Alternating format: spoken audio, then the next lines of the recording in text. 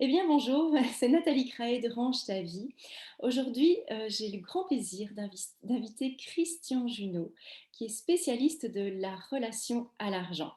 Bonjour Christian, Bonjour Nathalie, tu vas bien? ça va très bien et toi? Je suis ravie de t'accueillir vraiment parce que ça fait déjà quelques années que je te suis, que j'ai eu le grand plaisir de lire tes livres aussi, qui parlent justement de cette relation qu'on a à l'argent. Donc, je vais te laisser te présenter et nous expliquer en quoi tu vas pouvoir nous aider aujourd'hui par rapport au rangement aussi, à l'organisation. D'accord, merci Nathalie, avec plaisir. Donc, je suis suisse, comme mon accent le trahit, économiste de formation et ancien banquier pendant 17 ans, je crois. Ouais, je ne sais même plus, tu vois, maintenant les chiffres m'échappent, mais non, 23 ans. 23 ans, mais 17 ans conseiller en placement financier. Je suis indépendant depuis 10 ans et je suis formé à la communication non violente, principalement, toutes les approches systémiques. Et je suis devenu effectivement spécialiste et expert de la relation à l'argent parce que j'ai connu la bonne personne qui a fait des années de recherche et que j'ai moi-même dû traverser une relation à l'argent compliquée et difficile. Et ce qui m'a permis de devenir indépendant il y a 10 ans, 11 ans maintenant, avec beaucoup de facilité, de sérénité, alors que j'étais bourré de peur et de peur de manquer principalement avant. Mm. J'interviens autant sur Internet que dans le présentiel, dans toute la francophonie européenne et au Québec également, et dans les milieux professionnels, dans les milieux privés. Ok, super, merci. Mais écoute, c'est vraiment très intéressant comme sujet parce que dans les personnes que moi j'accompagne et qui ont des difficultés pour ranger, pour s'organiser, pour désencombrer leur vie, il vient toujours à un moment cette question d'argent qui coince. Pour deux choses, moi j'ai pu identifier vraiment le côté, j'ai des objets que j'ai achetés, qui m'ont coûté de l'argent. Mais quand je dois les vendre, je me rends compte que je vais le vendre pour un prix dérisoire. Et mais si c'est pour le vendre pour un prix dérisoire, alors je le conserve, même si ça m'encombre. Ça, Hmm. c'est une première chose que j'ai pu identifier. Puis l'autre face aussi, c'est les personnes qui ont des retards de paiement, qui n'arrivent pas à honorer leurs factures, qui attendent les frais de rappel, enfin les rappels avec les frais qui vont évidemment avec ces factures. Et donc, ces deux aspects-là, j'avais envie d'en discuter avec toi pour que tu puisses nous apporter un éclairage peut-être par rapport à ces situations. Oui, alors, avec grand plaisir. Je trouve ça très intéressant dans ces deux formes d'encombrement avec des, je dirais peut-être des conséquences un peu différentes. Une, elles sont clairement financières dans le deuxième cas. Et le premier, effectivement, c'est plus une sorte d'encombrement de manque d'espace hein, dans lequel on peut vivre, mais qui est tout à fait, tout aussi étouffant, j'ai envie de dire. Mhm. Et, et au fond, tu vois, c'est quelque chose, en écoutant encore une vidéo là l'autre jour en voiture, là j'écoute beaucoup d'audio quand je suis en voiture, c'est un Américain, Bob Proctor, qui parlait à quel point le chemin vers plus d'abondance, je mets au sens large, bien sûr, je parle Mhm. bien plus que finance, parlait justement par faire du vide, créer du vide, et de se débarrasser de tout ce qui n'était pas utile. Et ça me parlait bien aussi, parce qu'on en parlait avant cette vidéo. Je suis quelqu'un qui peut être très bien organisé à certains endroits et très désorganisé à d'autres. En fait, très bien organisé dans tout ce qui est mon ordinateur, mes fichiers, je sais retrouver les choses, en principe. Par contre, au niveau de l'espace, c'est pas toujours top, je dois dire. Et donc, je connais assez bien ce truc-là et je connais bien le premier système de dire ah non, on va quand même pas faire ça. Et je vois que chez moi, il y a une histoire, ça se joue à plusieurs niveaux et c'est pour ça que je peux en parler volontiers aussi. Ça se joue alors au niveau financier, mais plus tellement, ou pratiquement pas, mais plus un niveau de notion de gaspillage. Toi, Ouais. mon épouse, des fois, quand on dit ah non, mais va mettre ça à la déchetterie, je dis non, mais il y a des gens qui seraient tellement contents d'avoir ça, et je le pense réellement, que je suis justement à vouloir essayer d'éviter ces sociétés de surconsommation, de me dire si ça peut être utile, je suis même prêt à le donner, mais ça me fait mal au cœur qu'on jette quelque chose que certains adoreraient avoir, tu vois. Donc il y a ce truc-là, et en même temps, ça j'ai envie de garder cette idée, mais en même temps, elle m'encombre parce que ça demande de faire des démarches, Ouais. tu vois, de mettre sur des sites ou des choses comme ça pour que ça soit utile. Et Mhm. au fond, j'ai toujours plus urgent à faire, donc je reste avec ce truc-là, alors que mon épouse, elle est beaucoup plus directe. On dit, OK, on fait de l'espace et tout, donc ouais. Donc, tu vois, et je ne pense pas que c'est un et l'autre qui ont raison, c'est peut-être mettre du et peut-être Oui. là-dedans, de dire oui, il y a des choses clairement on va jeter et c'est bon de jeter, puis il y a des choses clairement on peut en faire profiter d'autres et c'est bien. Donc, dans cette première catégorie-là, il y a une chose, et j'ai connu ça aussi quand j'étais conseiller en placement financier, c'est des gens qui avaient fait de mauvais investissements dans des actions dont le cours baissait beaucoup et ils ne voulaient pas vendre parce qu'ils disaient au moment où je vends, j'ai pris une perte. Mais au fond, la perte, elle existait déjà puisque chaque relevé annuel, là, ça valait moins qu'avant, mais c'est comme si définitivement la perte était faite et ils ne supportaient pas de perdre. Oui. Et au fond, je disais, mais si vous vendez et puis vous achetez quelque chose qui va remonter plus vite, ça serait quand même mieux. Tu vois, mais il y avait une sorte de perte de rationalité. Et c'est vraiment de ça que ça parle aussi pour moi, parce qu'au fond, ce que je dis toujours aux personnes, je dis, mais ce que vous avez dans vos armoires, l'argent, il est déjà utilisé. Il y a longtemps qu'il n'est plus sur votre compte, donc ça, c'est fait, quoi. Il n'y a plus rien à perdre. Si l'argent était sorti, il est déjà sorti depuis longtemps, donc ça ne va rien changer à votre situation en compte là derrière. Et c'est vrai que parfois, on peut se dire, oui, ça a une valeur. Euh, Ça a une valeur, mais si c'est une valeur résiduelle très faible, est-ce que si cette valeur résiduelle faible est importante dans ma situation financière, ok, je peux vraiment faire en sorte de récupérer un peu d'argent parce que ça fera une différence dans ma vie. Mhm. Mais pour la plupart des gens, ça ne sera pas le cas, ça ne fera pas de différence du tout dans leur vie. Donc à partir de là, qu'est-ce qui est le plus important? Oui, exact. Et, et peut-être juste, je vais donner une image encore, peut-être parce qu'elle pourra parler, mais c'est une image pour faire un peu le parallèle. J'étais comme ça avec les restes de nourriture. J'avais horreur de jeter des restes de nourriture. Mhm. Et je peux te dire, et je sais que je ne suis pas le seul, parce que je peux en parler, Oui, oui, oui, tout à fait. Ça combien de m'arrive. fois j'ai fini une casserole et quelque chose alors que je n'avais plus faim pour Oui, ne pas jeter la nourriture. oui. Jusqu'à que je me pose une fois la question en me disant, Christian, est-ce que la nourriture qui reste, ça fait plus de bien dans ton estomac, dans ton système digestif, ou le moins de mal, ou dans le compost? Oui. C'est quoi qui est le plus juste pour toi? Si vraiment tu t'aimais, c'est quoi qui serait le plus juste pour moi? Dès le moment où je me pose cette question, la réponse, elle est évidente. Je suis en train de m'encombrer intérieurement, d'avoir un prix à payer. J'utilise le mot prix à payer, Mhm. digestion difficile, fatigue, machin, surpoids, enfin tout ça parce que je ne veux pas jeter, alors que dans le compost, ben oui, ça pourra faire de la terre, ça pourra aider à faire repousser des choses. C'est aussi une utilité bien meilleure, tu vois. Et Exactement. je peux te dire, cette question, elle est importante parce on peut se la poser la même chose. Est-ce que finalement, d'avoir cette armoire et tout ça, cet espace encombré, Oui. est-ce que ça me fait du bien ou inconsciemment, parce que c'est plus subtil hein, parfois, il y Mhm. a quand même un prix à payer, dans le sens que chaque fois que je vois ce tas, j'y pense, ah, il faudra que je m'en occupe un jour. Ça encombre l'esprit. Et tout cet Exactement. encombrement de l'esprit, c'est tout de l'espace que je n'ai pas pour autre chose. Exactement, je suis tout à fait d'accord avec toi. Et tu as soulevé un point important qui est aussi l'amour de soi. Ça, on va en reparler, je pense, hein, parce que c'est vraiment quelque chose de fondamental dans toi, dans ce que tu apportes. C'est vraiment cet amour de soi aussi, à travers cette notion d'argent, de gaspillage, de valeur, de prix à payer, etc. Et donc là, on a vraiment parlé de ces personnes qui ont peur de manquer finalement, qui par peur de manquer vont garder des choses parce que effectivement la Mhm. valeur, comme tu dis, résiduelle n'est pas très, très élevée. Et puis il y a aussi ces personnes qui, d'un point de vue financier, ne payent pas leurs factures à temps ou attendent d'avoir les rappels et ça leur coûte aussi finalement. Donc c'est un Et paradoxe aussi. oui, c'est vrai que je n'ai pas parlé, et c'est vrai que ça coûte à différents niveaux, parce que ces personnes-là, en tout cas, j'en rencontre beaucoup malheureusement, et ça leur coûte à différents niveaux aussi, dans le sens ça leur prend la tête. C'est-à-dire qu'au fond, dans une petite partie d'eux-mêmes, dans leur tête, ils savent bien qu'ils ont ce truc à s'occuper, qu'ils ne font pas. C'est pas que j'arrive à oublier comme si ça n'existait pas, tu vois. C'est de toute façon, je dois faire un effort pour oublier. Donc, chaque fois que je fais une nouvelle facture, ça me rappelle que je n'ai pas fait le truc. Donc, il y a une sorte de prise de tête qui est de se dire oh là là, j'ai pas envie de m'en occuper, mais je sais que ça serait bien de le faire. Mhm. Et puis, il y a effectivement voilà, les vraies conséquences financières qui sont des amendes, des retards, parfois des poursuites, enfin, possibles. Enfin, il y a tout un truc qui se fait. Et en fond, plus on attend, enfin, c'est très bien dans les accompagnements, plus on attend, plus c'est difficile de faire le premier pas. Et c'est vrai que c'est impressionnant de voir à quel point, c'est sûr que on peut toujours trouver un truc plus urgent, toujours un truc plus chouette, plus intéressant à faire. Et en même temps, moi je peux parler de mon expérience, chaque fois que je fais du rangement quelque part, que ce soit d'ailleurs sur mon ordinateur ou ailleurs, quel bien ça fait! Mais quel bien ça fait! Mais qu'est-ce qui fait que je n'ai pas pensé à le faire avant? Ouais, Qu'est-ce que je me sens mieux?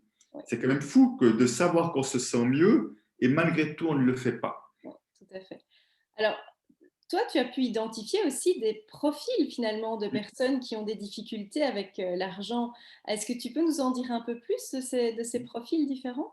Tout à fait, volontiers. Donc, il y a trois profils. Le profil dit écureuil, bah, comme son nom l'indique, c'est ceux qui aiment faire des réserves. Mhm. Donc, ils sont plutôt rassurés d'avoir de l'argent, de l'épargne, parce on a l'impression qu'on va être plus sécure, on va être plus libre, on va être plus confortable dans notre vie. Donc, on a projeté quelque chose de positif sur l'argent. Donc, autrement dit, on fait un lien de dépendance qui est plus j'aurai d'argent, plus je serai quelque chose.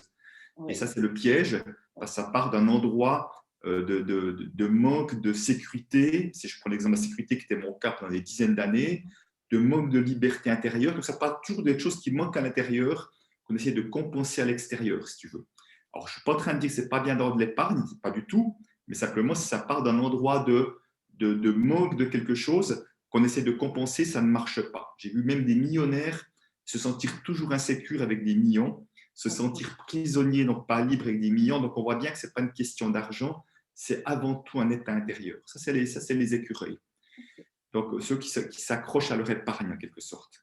Il y a mhm. les, j'appelle, j'ai changé de nom par rapport à mon livre, j'appelais les saboteurs, j'appelle ça plutôt les repousseurs. Les repousseurs, c'est ceux qui ont tendance à repousser, à garder l'argent à distance. Oui, Et là, on les retrouve justement dans la deuxième situation qu'on parlait, ceux qui ne font pas, qui ne s'occupent pas de leurs finances, parce que je vois des personnes, des entrepreneurs qui font un très bon travail de qualité, mais qui ne facturent pas, qui ne contrôlent pas les entrées d'argent, qui ne font pas le rappel à leurs clients qui ne payent pas.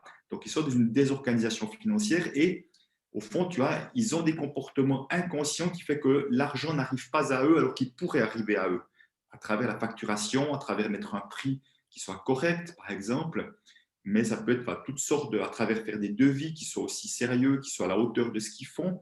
mhm. Donc, ces gens-là, ils ont une difficulté à attirer de l'argent à eux, alors qu'une fois que leur travail peut être très bon. Et eux, leur difficulté, ou qu'est-ce qui se cache derrière, c'est que eux, ils ont projeté sur l'argent quelque chose de négatif. Ils D'accord. pensent que l'argent, c'est quelque chose de pas bien, c'est quelque chose d'une source de conflit, c'est Mhm. sale, c'est l'injustice, c'est les problèmes dans le monde. Donc, si j'ai une perception de l'argent négative, c'est inconscient la grande majorité du temps, Mhm. c'est logique et cohérent que je n'attire pas d'argent à moi puisque j'ai une vision négative de la chose. Par contre, ils sont coincés, ces gens-là, puisque c'est j'aime pas l'argent et en même temps faire sans argent, c'est compliqué, donc je dois quand même me débrouiller pour attirer de l'argent. Tu as une sorte de conflit intérieur, donc ces gens-là, on les trouve plutôt Ok. dans des situations financières compliquées et difficiles. Mhm. Et le troisième profil, c'est les montagnes russes. C'est un petit peu proche d'un mélange des deux. C'est des gens qui ont tendance à, comme l'écureuil, à accumuler de l'argent, à tirer de l'argent et à vouloir épargner, mais à un moment donné, inconsciemment, c'est plus fort qu'eux, l'argent va foutre le camp. Quand je Mhm. dis foutre le camp, c'est où eux vont s'en débarrasser à travers de la consommation, des dépenses inutiles ou malvenues, à travers des coups durs, on attire des coups durs, des réparations dans sa maison, dans la voiture, des choses qui t'accoutent, dès qu'il y a peu d'argent, il y a un truc qui tombe Ouais. dessus, ou alors qui vont se faire rouler par des personnes. Ça arrive souvent, malheureusement, avec Internet, on succombe à des offres juteuses, mais crapuleuses, et qui fait que l'argent va foutre le camp, on va se faire rouler dans des trucs. Voilà. Donc, ou ça peut être une faillite, ça peut être un divorce qui se passe mal, enfin, un accident de vie aussi qui fait que l'argent fout le camp. Donc ça, c'est un peu plus compliqué parce que c'est des gens qui ont au moins une projection positive, phase où ils accumulent l'argent, et au moins une projection négative, phase où l'argent va foutre le camp. Donc, au fond, c'est notre situation financière qui nous montre là où on est. Alors, surtout quand on est célibataire, c'est plus facile. Quand on est en couple, ça peut être un mélange des deux qui fait que notre situation financière, c'est un peu un mélange de deux comportements. C'est un peu plus difficile de le voir, mais c'est plutôt comme ça que ça se passe. Ok. Et donc à ton avis, enfin, tu le sais, mais quelle est l'origine souvent de ces différents comportements que l'on a face à l'argent? Parce que effectivement, oui, tu parles du couple. Dans un couple, on a parfois, enfin, souvent pas la même vision, la même façon de gérer notre argent. Ça peut être source de conflit également. Donc, d'où est-ce que ça vient, le fait d'être écureuil, repousseur ou montagne russe? Oui. Alors, ça peut venir de différentes, il y a différents endroits, mais je dirais que Si je prends l'exemple de l'insécurité, qui est souvent, parce qu'il y a beaucoup, beaucoup de peur de manquer. Tu en parlais tout à l'heure, c'est quand je demande dans mon réseau quelle est la plus grande problématique avec l'argent, c'est la peur de manquer qui sort. Et la peur de manquer, elle n'a rien à voir avec la situation financière des personnes. La grande majorité, à l'instant T, n'ont pas de problème financier, mais ont peur de manquer quand même. Donc, Oui. c'est vraiment important de voir. Donc, si je prends, ça peut venir parfois ou de notre propre vécu, parce qu'on peut être venu dans une famille où ils m'ont moqué d'argent, où il y avait vraiment des craintes financières de l'un ou des deux parents, justifiées ou pas d'ailleurs, hein, Mhm. mais des personnes qui ont même vu des huissiers venir à la maison, enfin, qui fait qu'il y a une sorte de truc là qui porte une peur qui n'est pas forcément la leur, qui peut être celle d'un parent on s'est imprégné parfois, ou qu'on a vécu dans une forme d'insécurité affective qu'on va essayer de compenser avec de l'argent. Donc, des fois, c'est notre vécu. Et puis, bien souvent, tout ça, ça vient également du vécu de la généalogie. C'est qu'il y a eu des événements, je mets des guillemets sur le traumatisant dans la généalogie, des faillites, des malversations, des gens qui ont été spoliés, des successions qui sont mal passées, des divorces qui se passent très mal, ou on part en guerre. Enfin, toutes ces choses-là qui vont laisser des traces sur notre perception de l'argent, sur notre perception même parfois du risque d'avoir de l'argent. Certains ont peur d'avoir de l'argent à cause des conséquences potentielles. Donc, on va avoir des croyances limitantes. Il y a énormément d'êtres humains, la grande majorité, ont des croyances limitantes.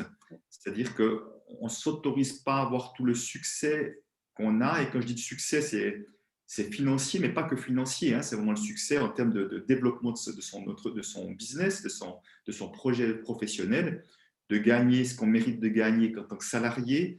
Donc, on a beaucoup de plafonds de verre, de croyances limitantes. Et Mhm. ça, c'est vraiment une grosse partie de mon travail, c'est d'aller décortiquer tout ça pour les enlever les unes après les autres.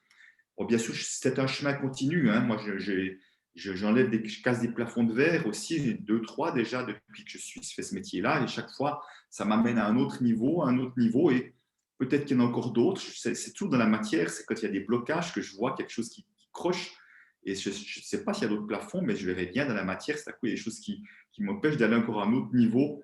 Autrement dit, c'est pas vouloir gagner plus d'argent, hein, c'est pas ça forcément l'idée. Ça peut être ça, mais c'est pas ça forcément ça l'idée. C'est de voir que l'énergie que je déploie ne trouve pas sa juste récompense en termes de retour, y compris financier, mais pas que. Tout à fait, tout à fait. Et j'aime bien parce que tu dis très souvent que l'argent, n'est c'est une énergie en fait, l'argent. C'est vraiment quelque chose qu'on utilise, qui est pratique, qui fait qu'aujourd'hui on peut échanger de façon facile, parce que si on devait commencer à échanger, des poireaux contre des vaches, hein, faire du troc comme avant, c'est pas compliqué. Donc, c'est de pouvoir aussi remettre cette énergie, c'est donc l'argent, à sa juste place finalement, et de voir dans nos vies où est sa juste place. Oui, tout à fait. J'amènerai une toute petite nuance à ce que tu dis. Je ne dis pas que l'argent est une énergie, mais fonctionne comme une énergie. Fonctionne comme Parce une que énergie. si on dit que l'argent est une énergie, pour moi, ça peut être une projection, comme je dis que l'argent, c'est la sécurité ou l'argent, c'est la liberté. Ok, Ça ouais. pourrait être la même chose. Mais par contre, oui, ça fonctionne comme une énergie dans le sens de circulation, comme l'amour fonctionnait aussi dans ce sens-là, par exemple.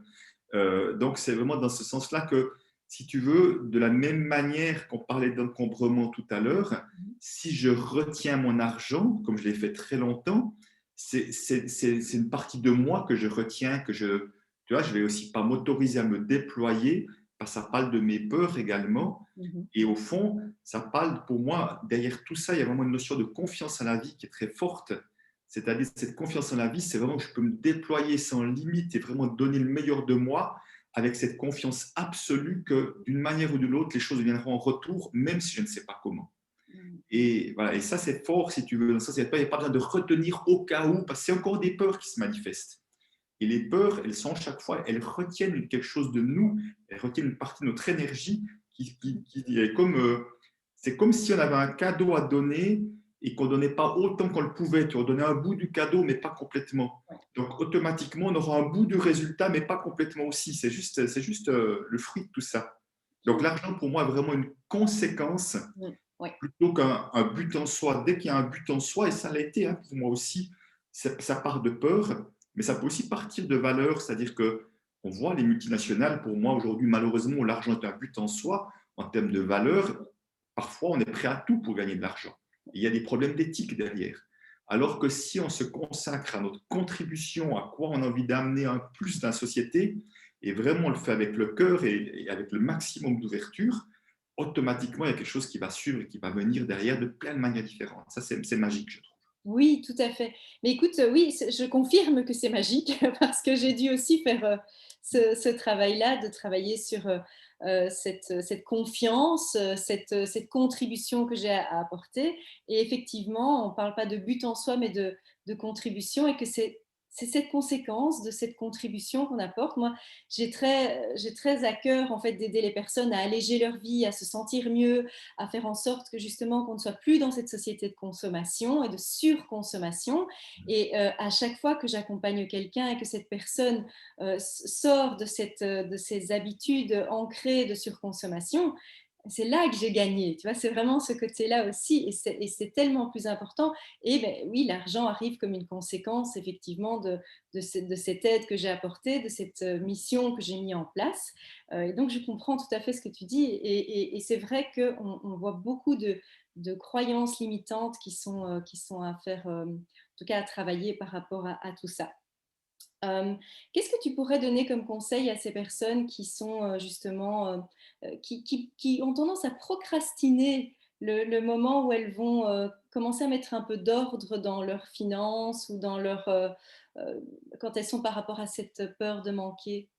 Le Et, petit premier pas? tout à fait. Ben, écoute, je pense que ben, déjà, la première chose, c'est quand on sait qu'on a quelque chose à mettre de l'ordre quelque part, ben, je pense que c'est sûrement quelque chose que tu partages, c'est déjà de saucissonner la tâche, Mhm. de commencer par faire des petits pas.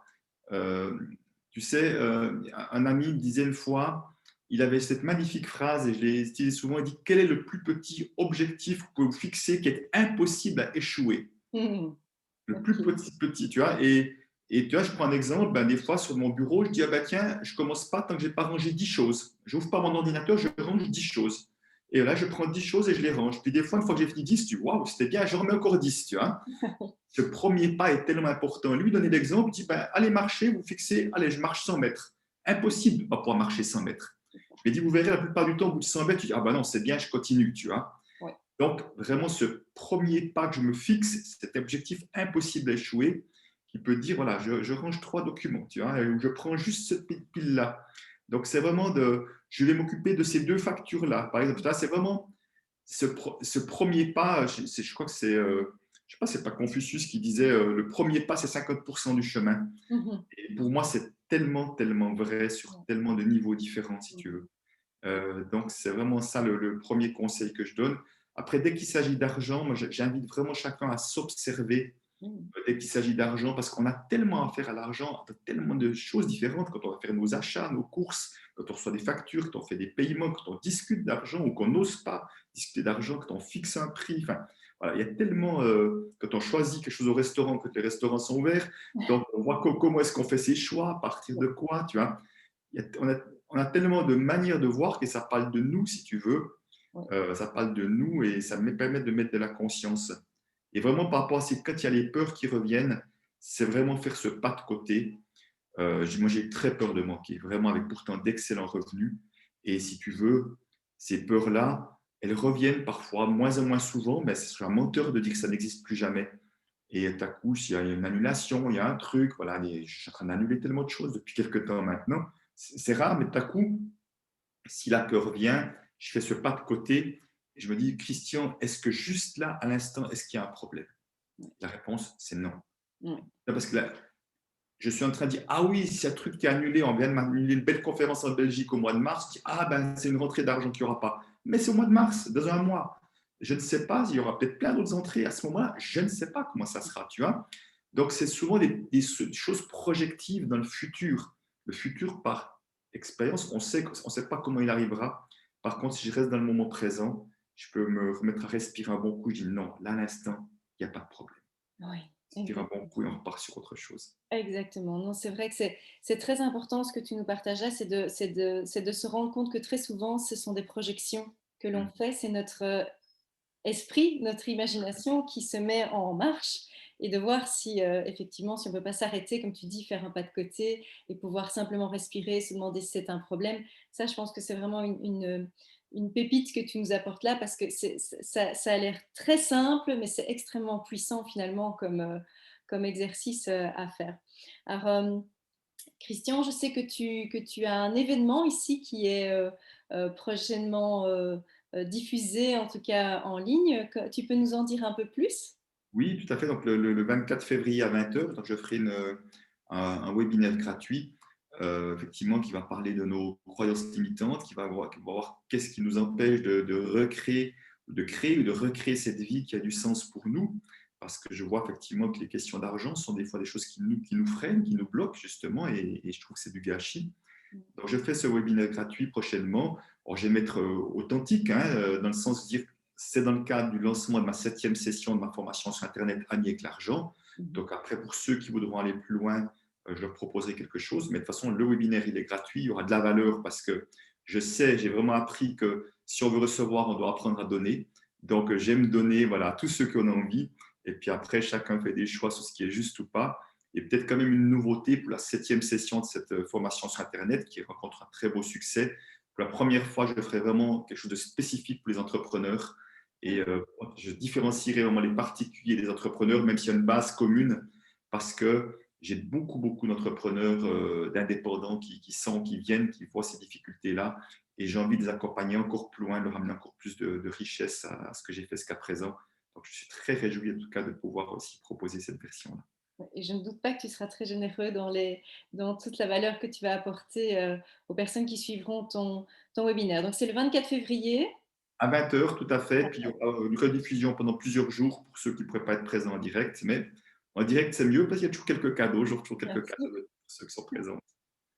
Merci beaucoup en tout cas Christian de tous ces partages que tu nous as offerts ici parce que je pense que c'est une dimension qui est importante à mettre en lumière même si très souvent l'argent reste un sujet qui est tabou mais qui peut vraiment nous pourrir la vie quand on a ces croyances qui sont là autour. Donc je vous invite à aller voir le webinaire de Christian et à participer en tout cas activement pour une fois se poser les bonnes questions, en tout cas se dire, tiens, si je m'observe moi, et si j'ai de l'amour pour moi, tu parlais tout à l'heure d'amour de soi, je trouve que c'est très important de se poser toutes ces questions-là. Je te souhaite une très très bonne journée, Christian, et à très très bientôt. Invitation, Nathalie. Au revoir. Merci à toi, au revoir.